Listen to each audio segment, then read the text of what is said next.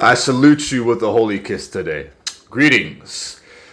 The word of God is quick and powerful, sharper than any two-edged sword. So join me as we talk about the Sermon on the Mount today, Matthew chapter 5, verse 7. Blessed are the merciful, for they shall obtain mercy. Blessed are the merciful, for they shall obtain mercy. There's so much to say. I'm keeping these videos short. Where shall I begin? First of all, this is not talking about, the Beatitudes in general are not talking about blessed are the weak sauce. It sounds that way. This is paradoxical. The poor in spirit, blessed are the poor in spirit, blessed are they that mourn, blessed are the meek, blessed are the hungry, blessed are the merciful. It sounds like we're talking about weak people. We ain't talking about weak people. We're talking about people like Jesus, people who follow Jesus. We're not talking about people who are so passive and so shy. No. We're talking about people who have the strength to be poor in spirit. People who have the wisdom and strength to realize that they need to put themselves in a situation where they can be receptive to the grace of Jesus. Blessed are the merciful. It does not take some faint of heart, weak sauce dude to be merciful. Only the strong of heart, mind, and soul can forgive. That's what Jesus is and was when he was walking on this earth. Now, blessed are the merciful.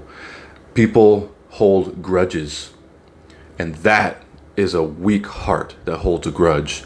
And there's people who hold grudges all the time. Now search your heart, who you're holding a grudge against. And think of the contamination and the disease that it brings you. You can feel it in your body. You can feel it in your bones when you won't forgive somebody.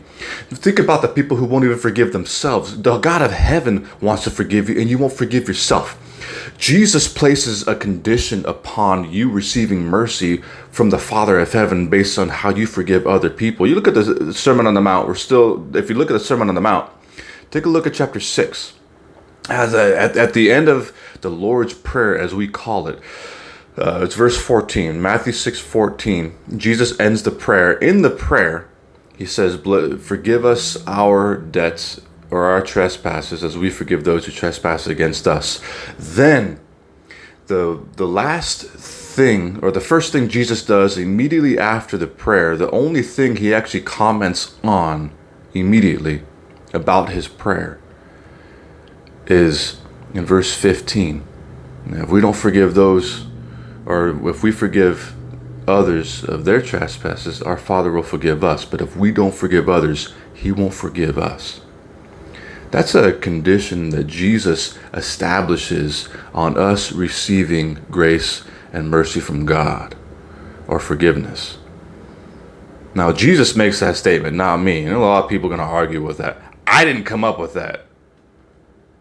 That's something that Jesus said.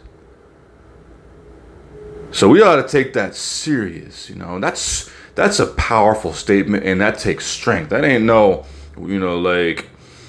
passive thing. That's an active thing. That's a dynamic thing. So what are you doing with your relationships and feelings toward other people? You're hurting yourself. You try to take vengeance on other people and punish other people, you're punishing yourself.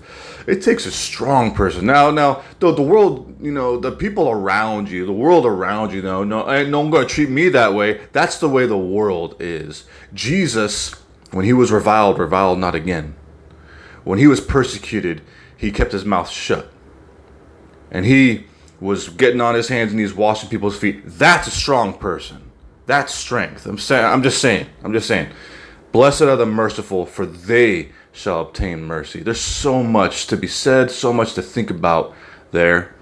And again, I'm not saying keep your mouth shut as in being weak. I'm talking about when somebody treats us like garbage, we speak life to people. That is true Christianity and spirituality, and we need to see more of it in the world. Grudges, get out of here, Satan. You know what I'm saying? Get behind me, So blessed are the merciful.